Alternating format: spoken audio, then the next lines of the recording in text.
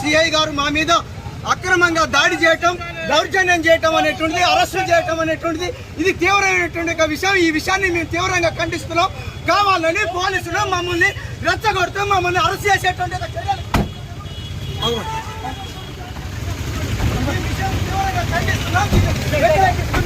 ఇట్లాంటి దౌర్జన్యం అనేటువంటి మంచిది